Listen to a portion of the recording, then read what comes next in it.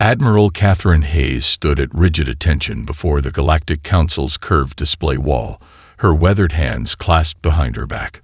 The massive hologram of the UEA's Defiant rotated slowly above the chamber floor, its dark hull casting shadows across the faces of 200 alien representatives. She'd expected the whispers, the sidelong glances, even the barely concealed smirks. What she hadn't expected was outright laughter.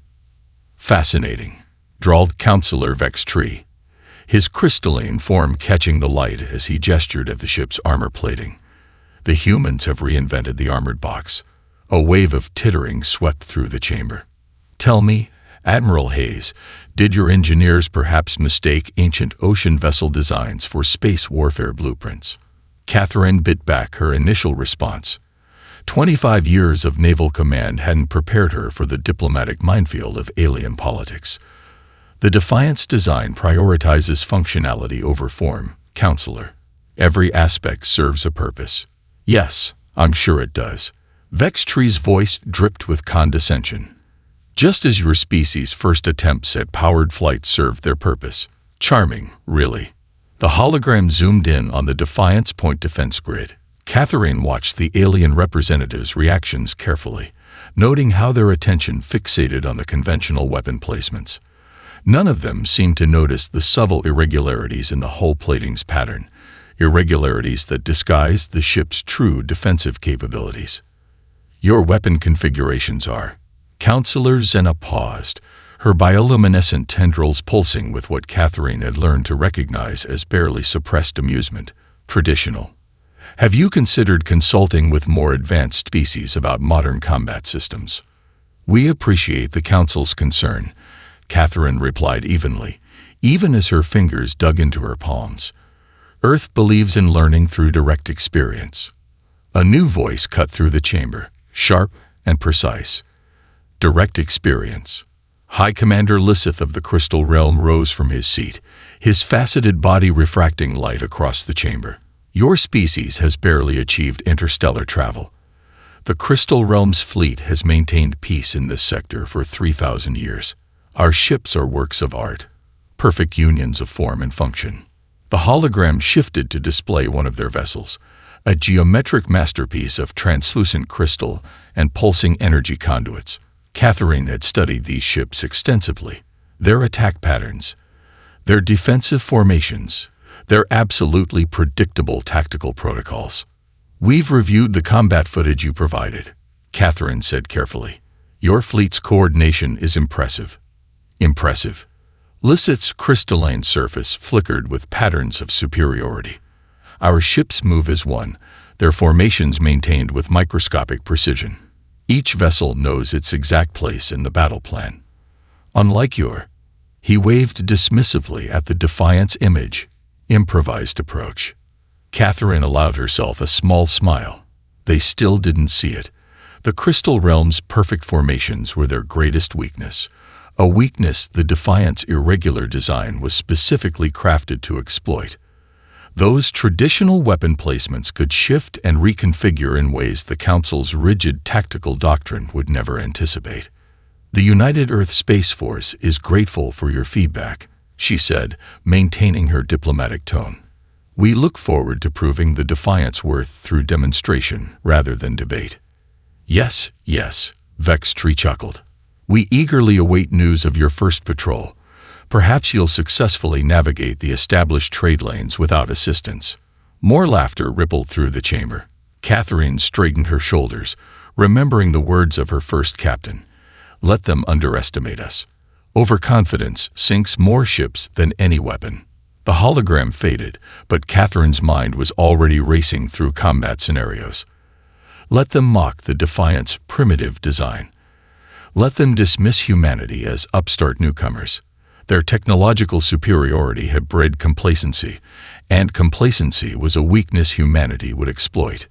"This council session is concluded," announced the chief administrator. "We thank the human delegation for this enlightening presentation." As Catherine turned to leave, she caught Lissith's final whispered comment to his aide. "At least they'll provide entertainment when they inevitably fail." She didn't correct them, didn't argue, simply filed away every dismissive comment, every condescending glance, every burst of mocking laughter. The Defiant would have its day. And when that day came, the laughter would stop. Contact. 3 signals, bearing 045. Lieutenant Sarah Cooper's voice cut through the bridge's tension. Crystal signatures detected, but they're not broadcasting council IDs. Captain Jack Morrison leaned forward in his command chair, eyes fixed on the tactical display. The Defiant's shakedown crews had taken them to the outer rim, where the shipping lanes grew sparse and patrol coverage was thin. Perfect hunting grounds for pirates, especially those using stolen technology. "Show me," he ordered, and the main view screen lit up with 3 crystalline vessels emerging from behind a debris field. Their hulls gleamed with the same geometric precision as council ships, but their movements were predatory, deliberate. They're running standard Crystal Realm configurations, Weapons Officer David Chen reported, his fingers dancing across his console. But those energy signatures are all wrong. Too hot, too unstable. Someone's modified those ships without understanding the tech. Morrison allowed himself a grim smile. Good. Means they'll be following standard crystal tactics too. Lieutenant Cooper, plot their projected attack formation. The tactical display expanded, showing the pirates' approach vectors. Just as expected, a perfect triangular formation, designed to maximize their integrated shield coverage. The same formation that had been drilled into Crystal Realm commanders for generations. "Sir," Chen's voice carried an edge of concern, "their weapons are charging. We're outgunned 3-1. Maybe by traditional metrics." Morrison tapped his armrest console, bringing up the combat protocols they'd developed but never tested. "But we're not playing by their rules. All hands, battle stations, initiate Protocol Quicksilver." Warning klaxons blared as the Defiant's crew scrambled to action stations. The pirates were closing fast, their formation maintaining textbook precision even as they accelerated to attack speed. "They're launching the standard opening volley," Cooper announced. "Impact in 5 seconds. Execute random micro-jump pattern Alpha," Morrison commanded. "Chen, ready the point defense grid for reconfiguration." The Defiant's experimental quantum drive engaged, sending the ship into a series of split-second faster-than-light jumps. To the pirates, their target seemed to flicker in and out of existence, making their carefully coordinated attack splash harmlessly through empty space. Their formations breaking. Cooper's excitement was palpable. "They're trying to re-establish targeting locks." Morrison watched as the pirate ships struggled to adapt. Their Crystal Realm programming demanded they maintain formation, but the Defiant's erratic movement patterns were forcing them to choose between staying together and effectively tracking their target. "Chen, reconfigure point defense grid to pattern Bravo. Target their shield synchronization nodes." Morrison's voice remained steady despite the ship shuddering under a glancing hit. "Cooper, plot our next jump directly between their ships." "Between them?" Cooper's hands hesitated over her controls. "Sir, that's practically suicide by Crystal Realm tactical standards." "Exactly. They won't expect it. Execute on my mark." The pirates were regrouping, their crystalline hulls pulsing with energy as they attempted to establish a new firing solution. Their formation was perfect, their movements precise, and entirely predictable. Mark. The Defiant vanished in a flash of quantum energy, reappearing in the heart of the enemy formation. The pirates' integrated shield system, designed to work in careful harmony, suddenly found itself trying to repel weapons fire from inside its own coverage zone. "Point defense grid reconfigured," Chen reported. "Firing solution ready." Fire at will. The Defiant's weapons blazed to life, its supposedly primitive armament striking with surgical precision at the weak points they'd identified in Council ship designs. One pirate vessel's shields collapsed under the assault, its crystal hull spiderwebbing with cracks before secondary explosions tore it apart. The remaining pirates broke formation entirely, their coordinated attack dissolving into panic. Their attempts to regroup were met with another series of micro-jumps from the Defiant, each bringing the human vessel into firing positions that Crystal Realm Doctrine had deemed tactically impossible. "Sir," Cooper's voice rose above the chaos. "Two ships are bugging out. Wait!" Energy spike from the third. Morrison saw it too. The telltale signs of a self-destruct sequence. "Clear the blast radius. Get us." The explosion rocked the Defiant, overloading sensors and bathing the bridge in emergency lighting. When the screens cleared, they showed empty space where the pirates had been, with only scattered crystal fragments as evidence of the battle. "Damage report," Morrison called out, already knowing their first real combat had left its mark on his ship. "Hull breaches on decks 3 and 4, Cooper responded. "Shields at 40%. "But sir," she turned to face him, a fierce grin spreading across her face. "We just proved every Crystal Realm combat doctrine wrong." Morrison nodded, allowing himself to relax slightly in his chair. "Send a full battle record to Admiral Hayes. Let's show the Council what their primitive human ship can really do." Lieutenant Emma Rhodes sat cross-legged on the floor of her quarters, surrounded by holoprojections of the recent battle data.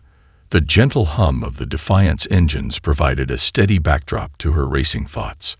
On her personal display, an old Earth video played on repeat, a wine glass shattering as an opera singer hit just the right note. Computer, replay crystal hull frequency analysis. Timestamp 42.7.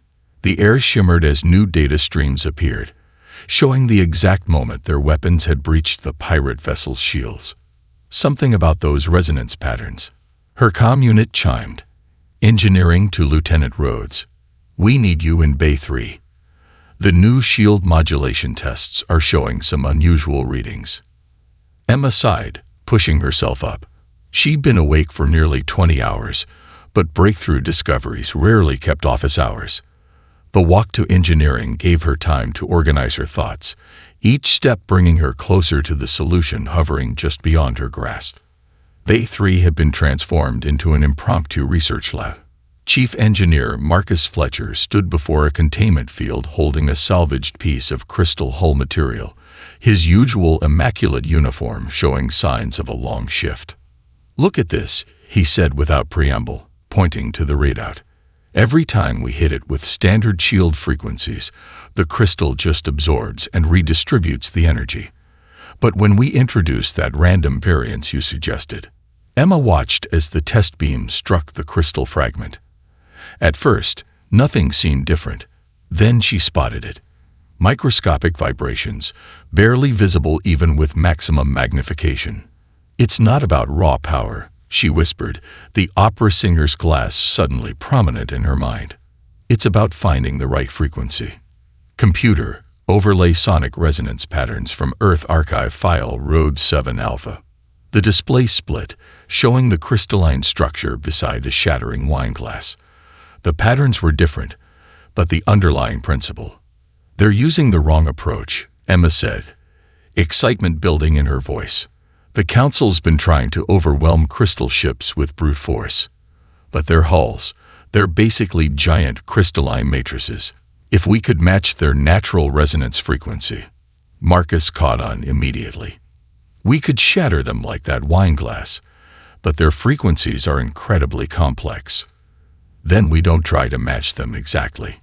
Emma's fingers flew across the console, programming a new series of modulations. "We create a rolling pattern of harmonics. Let the shield frequencies shift and pulse, probe for weaknesses. The crystals already want to vibrate. We just need to give them the right push." The next 4 hours passed in a blur of calculations and simulations.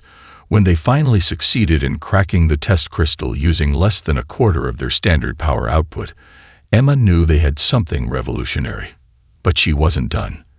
As engineering crews began implementing the new shield modifications, she turned her attention to another problem that had been nagging at her since the battle. "We need backup systems," she announced during the project review. "Analog backups for everything critical." The Council observer, present via hologram, scoffed. "Analog? Mechanical controls. How charmingly primitive. Primitive works, Emma countered, pulling up the battle footage. The pirates' systems failed because they didn't understand the technology they stole. They had no fallback when things went wrong. But analog systems, they're reliable, predictable, and most importantly, they can't be hacked or disrupted by energy weapons. Captain Morrison, who had joined the review, nodded slowly. The Council ships rely entirely on their crystal tech. If that fails, they're dead in space, Emma finished. But we'll have options they never considered. Sometimes the old ways are the best ways. The refit took weeks. Emma worked until her vision blurred, supervising the installation of both the revolutionary shield harmonics and what the Council observer dismissively called barbaric manual overrides. Each criticism only strengthened her resolve. On the final day of testing, she stood on the observation deck, watching the Defiant's new shield system ripple with ever-changing frequencies. The patterns reminded her of waves on the ocean, fluid and unpredictable. Nothing like the rigid, unchanging barriers used by Council ships. Beautiful, isn't it? Captain Morrison asked, joining her at the viewport. Emma nodded, thinking of the opera singer's shattered glass. They think we're stepping backward, adding all these primitive systems. But sometimes you have to look to the past to move forward. The Council won't understand until they have to, Morrison replied. Let's hope they learn before it's too late. Emma touched the cool glass of the viewport, watching the shield harmonics dance. They'll learn, sir. One way or another, they'll learn. The Crystal Realm's Third Fleet hung in perfect formation above New Genesis Colony, their crystalline hulls catching starlight like faceted jewels. High Commander Lysith watched from his flagship's command center, satisfied with the precise geometric patterns his ships maintained. The morning's routine patrol had proceeded exactly according to protocol, just as it had for the past 3 centuries. Sir, his sensor officer reported right on schedule. Long-range scanners are detecting anomalous readings from the outer void. Lysith didn't even turn from his tactical display. Run the standard diagnostic sequence. Probably another sensor ghost from the nebula clusters. Multiple contacts emerging from fold space. The officer's crystalline form flickered with alarm patterns. Configuration unknown. Energy signatures unprecedented. Now Lysith turned, irritation turning to confusion as his display filled with approaching signatures. The void seemed to tear open, disgorging shapes that defied conventional geometry. They moved like living things, their hulls rippling with organic patterns that hurt his eyes to look at. Order the fleet into defensive pattern Sigma, he commanded, falling back on centuries of tactical doctrine. Prepare to. The first Nexari ship struck before he could finish the order. It didn't fire weapons or launch fighters. It simply consumed one of his patrol cruisers, organic tendrils wrapping around the crystal hull and crushing it like a predator cracking a shell. Shields ineffective. Multiple officers called out at once. Enemy vessels are adapting to our energy frequencies. Lysith watched in horror as his perfect formation dissolved into chaos. The Nexari ships moved with savage intelligence, targeting the weak points in their defensive grid with uncanny precision. Each crystalline vessel destroyed seemed to make the attackers stronger, as if they were learning from every kill. Send the distress signal, he ordered, his voice tight. All ships, execute emergency protocol. Static filled the command channel as another cruiser died, its crew's final screams cut short. The Nexari were disrupting their communications, isolating each ship from the coordinated defense network that had been their greatest strength. Aboard the UES Defiant, patrolling 2 sectors away, Captain Morrison watched the disaster unfold through encrypted Council broadcasts. Their entire defense grid is collapsing, Lieutenant Cooper reported, her voice grim. The Crystal Realm's formations, they're being used against them. The Nexari are herding them like cattle. Morrison studied the tactical feed, noting how the organic ships adapted to each Crystal Realm counterattack. They're not just destroying ships. They're consuming them, learning from them. and the Council forces keep trying the same tactics, expecting different results. Sir, Chief Engineer Fletcher's voice came through the comm. Lieutenant Rhodes has a theory about their bioships. Permission to route sensor data through her new analysis protocols. Granted. Give me something I can use. The bridge crew worked in tense silence as more distress calls flooded in. New Genesis Colony was just the beginning. Reports of similar attacks came from across Council space, perfectly coordinated defense fleets torn apart by an enemy that fought like a force of nature rather than a military. Getting preliminary results, Cooper announced. These Nexari ships, they're not just organic, they're evolving during combat. Each engagement makes them stronger, more resistant to crystal-based weapons. Morrison watched another Crystal Realm formation shatter under the onslaught. The Council's ships fought bravely, but their rigid tactics and unchanging strategies were worse than useless against an adaptive enemy. Sir, Cooper's voice rose with urgency. New Genesis Colony. It's gone. The Nexari didn't just defeat the defense fleet. They've consumed the entire infrastructure. Crystal towers, defense platforms, everything crystalline. Gone. Morrison's mind raced through the implications. The Council's entire civilization was built on crystal technology. Their ships, their cities, their weapons, all using the same basic principles, all sharing the same fundamental weaknesses. Plot a course to the nearest Council outpost, he ordered. And get me Admiral Hayes. The Council's about to learn why primitive backup systems and crude human innovation might be exactly what they need. As the Defiant's quantum drive spooled up, Morrison watched the final transmissions from New Genesis. The Crystal Realm's perfect formations, their unshakable confidence in their tactical superiority, had become their undoing. Now humanity's greatest weakness, their primitive adaptability, might be the galaxy's only hope. Lieutenant Emma Rhodes stared at her console until her eyes burned, watching the sensor readings from their latest encounter with a Nexari scout ship.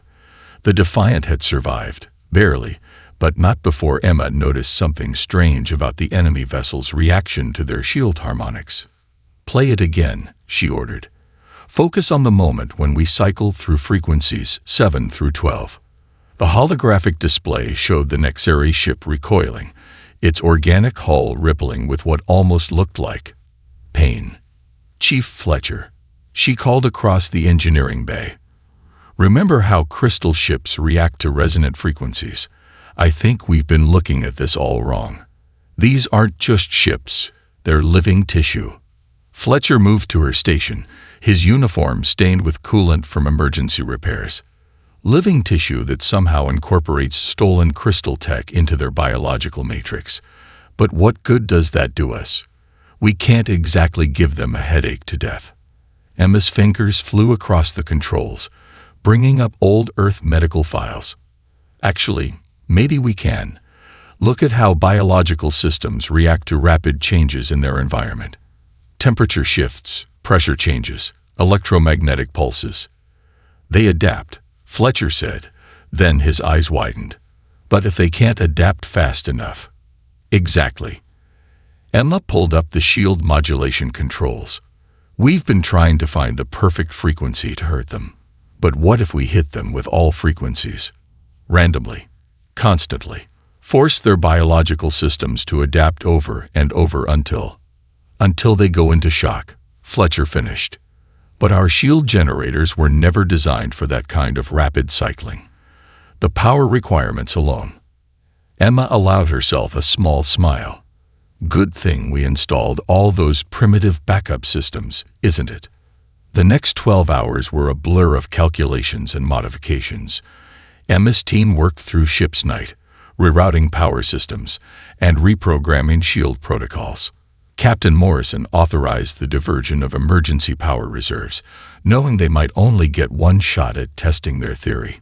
When the call came, they were as ready as they'd ever be. Nexari battle group detected. Lieutenant Cooper's voice rang through the ship. 3 heavy carriers, closing fast. Morrison took his command chair, looking calmer than anyone had a right to be facing those odds. "Lieutenant Rhodes, is your surprise ready?" "As ready as it's going to be, sir." Emma watched her engineering displays carefully. "But we'll only have about 4 minutes before the power requirements fry our systems. Then we'd better make them count. All hands, battle stations, initiate protocol resonance." The Defiant's shields came alive with shifting patterns of energy, cycling through frequencies faster than any Crystal Realm ship could dream of attempting. The Nexari vessels approached confidently, their organic hulls already beginning to adapt to what they assumed would be standard defense patterns. "They're launching boarding tendrils," Cooper reported. "Impact in 15 seconds." "Steady," Morrison ordered. "Wait for them to commit to the attack." Emma watched the power readings climb into the red zone as the shield frequencies continued their chaotic dance. The first Nexari tendril made contact with their outer barrier and recoiled as if burned. "Direct hit," Cooper called out. "Their biological systems are showing signs of stress." The enemy ships pressed their attack, but each contact with the Defiant's wildly shifting shields forced them to attempt multiple adaptations simultaneously. Their organic hulls began to spasm, crystal tech grafted into their structures resonating at conflicting frequencies. "Power systems at critical," Emma reported, bypassing safety protocols to keep the shield cycling. Rerouting through manual backups. Now, the bridge lights flickered and died as auxiliary power kicked in. In the darkness, they watched the Nexari ships writhe in space, their biological systems overwhelmed by the constant need to adapt. "Sir," Cooper's voice held a note of triumph. "The enemy vessels, they're starting to break down at the cellular level. Their stolen crystal tech is literally tearing them apart." Morrison leaned forward. "Rhodes, can you give me one more burst?" "Everything we've got." Emma's hands flew over her console, patching together power from every backup system they'd installed, channeling emergency reserves through the manual overrides. Crystal Realm engineers said these systems would never work together. Time to prove them wrong. The Defiant's shields flared one final time, pulsing with every frequency they could generate. The Nexari ships convulsed, their organic hulls rupturing as crystal components exploded from within. What had been nearly indestructible living vessels now drifted as lifeless husks, victim to their own adaptive nature. As emergency power restored main lighting, Morrison turned to his crew. "Send a priority message to Admiral Hayes. Tell her we found their weakness, and someone tell the Council that primitive human engineering just changed the rules of engagement." High Commander Lisseth stood in the Defiant's engineering bay, his crystalline form dulled with stress fractures from recent battles, where once he had sneered at the exposed conduits and manual controls. Now he studied them with desperate intensity. "Impossible," he muttered, watching Lieutenant Rhodes demonstrate their shield modulation technique. "Our simulations prove this combination of systems should fail catastrophically." "That's because your simulations assume perfect efficiency," Emma replied, hands dancing across a manual control panel. "We designed for controlled failure, every system backing up 3 others, ready to compensate when something breaks." Admiral Hayes watched from the doorway, noting how the other Crystal Realm engineers flinched at the word failure. Their entire civilization was built on the pursuit of perfection. The concept of intentionally building imperfect systems was almost physically painful to them. "Show them the battle footage again," Hayes ordered. "All of it. They'd need to understand." The holographic display lit up, showing the Defiant's victory over the Nexari battle group. The Crystal Realm contingent watched in silence as their carefully constructed theories about proper space combat crumbled. "Your shield harmonics," one of their engineers finally spoke, his voice strained. "They're completely chaotic. No standardization, no proper formation. It's elegant, in a barbaric way." Emma smiled. "Chaos is just pattern we don't understand yet. The Nexari adapt to patterns, so we gave them too many patterns to adapt to." "But the power requirements," Lisseth protested. "The structural stress. Your ship should have torn itself apart. It nearly did, Captain Morrison interjected, entering the bay. We lost 3 backup systems and blew out half our power conduits. But we survived. The Nexari didn't. Hayes stepped forward. This is why we're here, Commander. Your ships are technological marvels. But right now, we don't need perfection. We need survival. The next few hours were a crash course in human improvisation. Emma and her team demonstrated how they'd integrated Crystal Realm technology with Earth engineering principles, creating hybrid systems that were neither purely crystalline nor conventionally human. The key is redundancy, Emma explained, opening an access panel to show the maze of backup systems. Your ships rely on crystal tech for everything. One system, perfectly engineered. But when that system fails, we lose everything. Lisseth finished, his voice hollow. Like at New Genesis. But if we combine your crystal matrices with our backup systems, Emma continued, pulling up a new schematic, we get something new, something that can fail safely, adapt quickly, and keep fighting even when damaged. The Crystal Realm engineers crowded around the display, their initial disdain giving way to cautious curiosity. One of them reached out to touch a manual control lever, as if trying to understand how something so simple could save a ship when all its advanced systems failed. Your crystal ships have perfect formations, Morrison added. Flawless coordination. The Nexari turned those strengths into weaknesses. But what if each ship could act independently while still supporting the fleet? Unpredictable, like a human squadron, but with your level of technological advancement. Lisseth's surface rippled with complex patterns, shame, fear, and maybe a glimmer of hope. You're suggesting we discard 3,000 years of tactical doctrine. No, Hayes corrected. We're suggesting you add to it. Keep what works, adapt what doesn't, just like these hybrid systems we're building.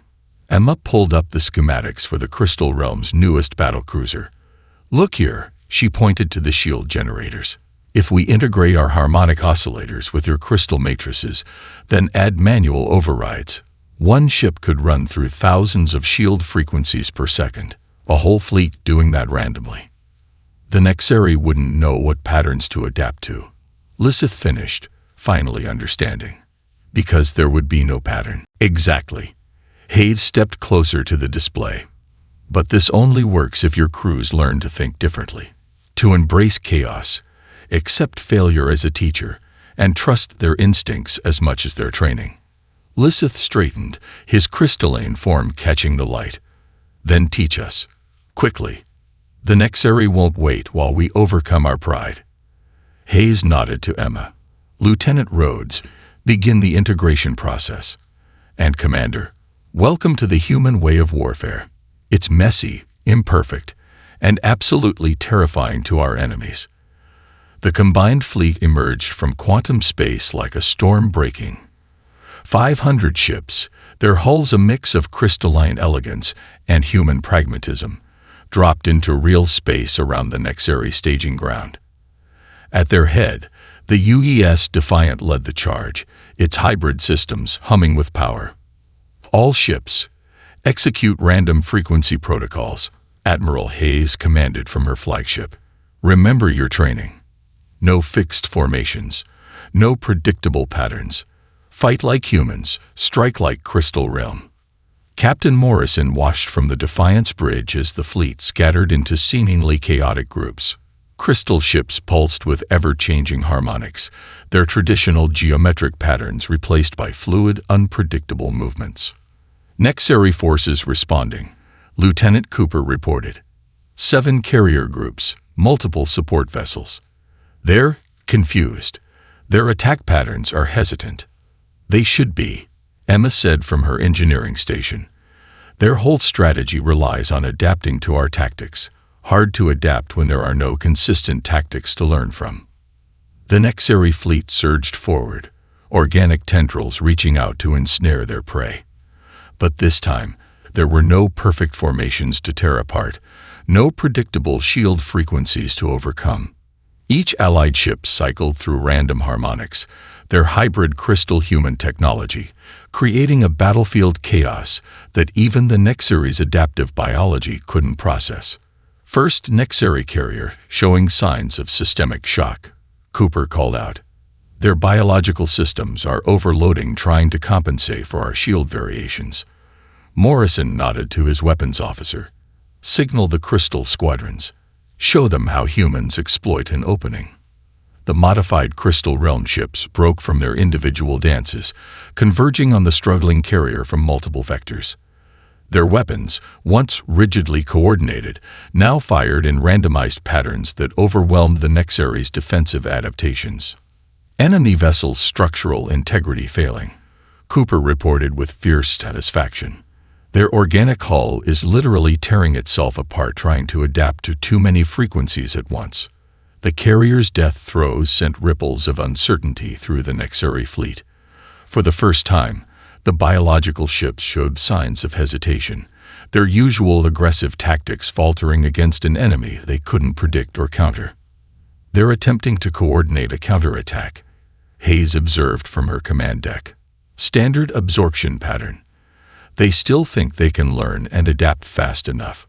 "Time to prove them wrong," Morrison replied.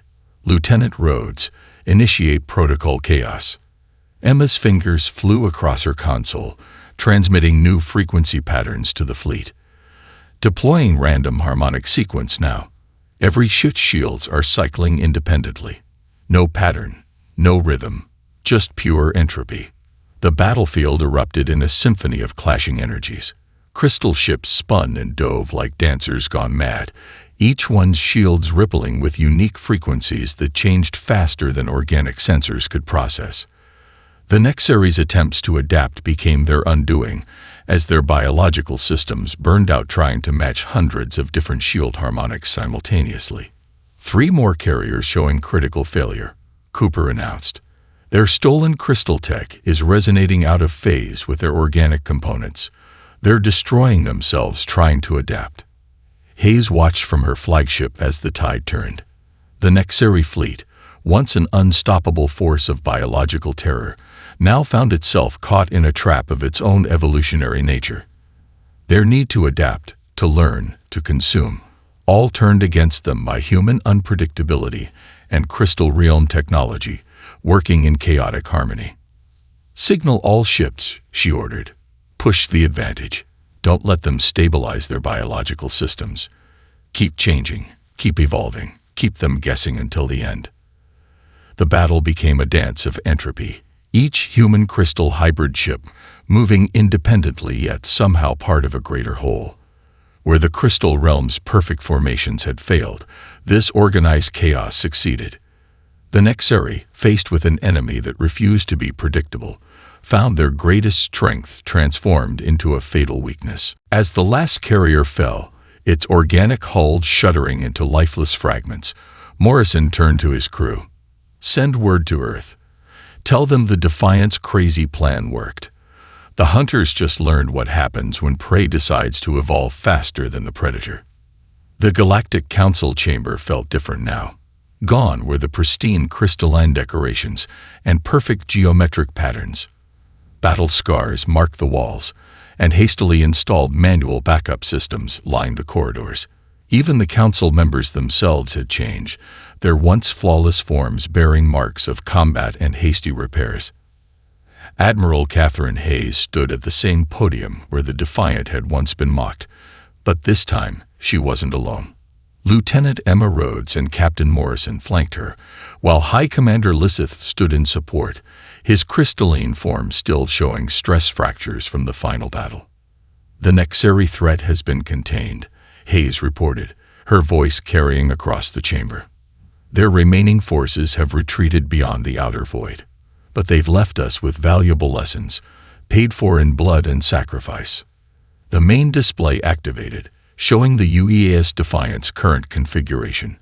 Where once the Council had sneered at its primitive design, now they studied it with intense interest, noting the seamless integration of human and Crystal Realm technology.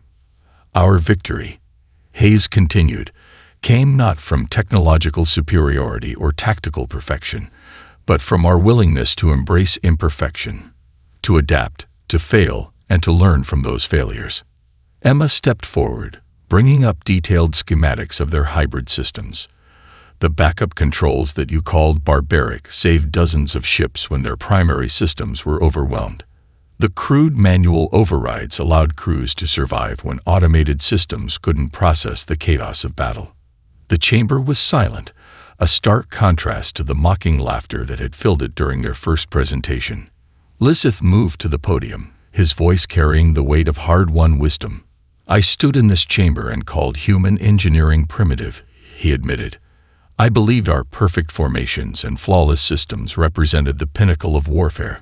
I was wrong.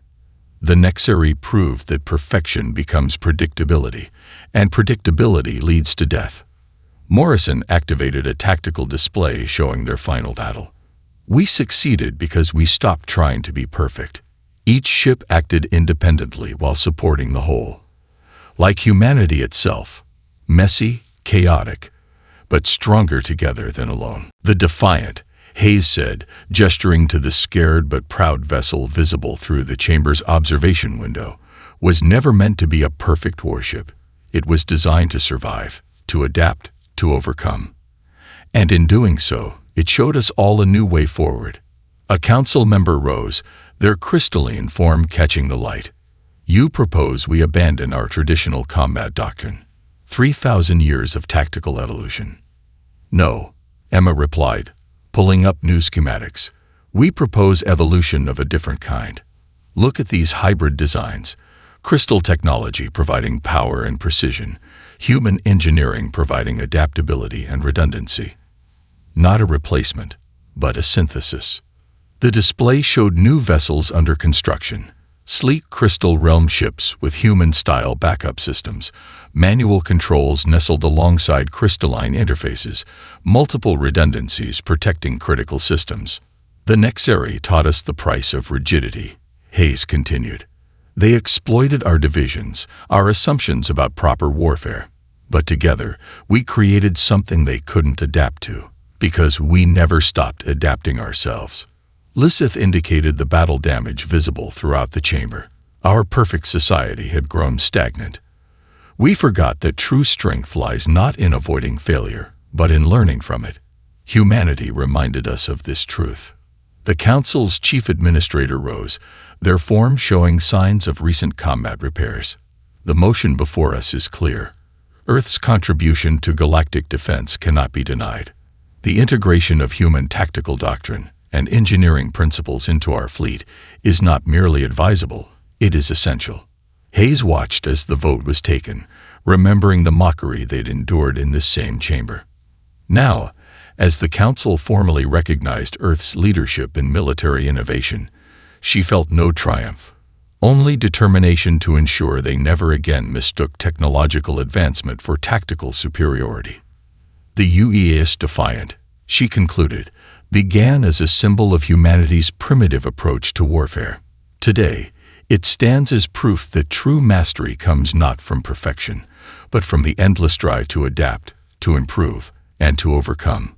The galaxy may face new threats, but we'll face them together, with the precision of crystal and the unpredictability of humanity."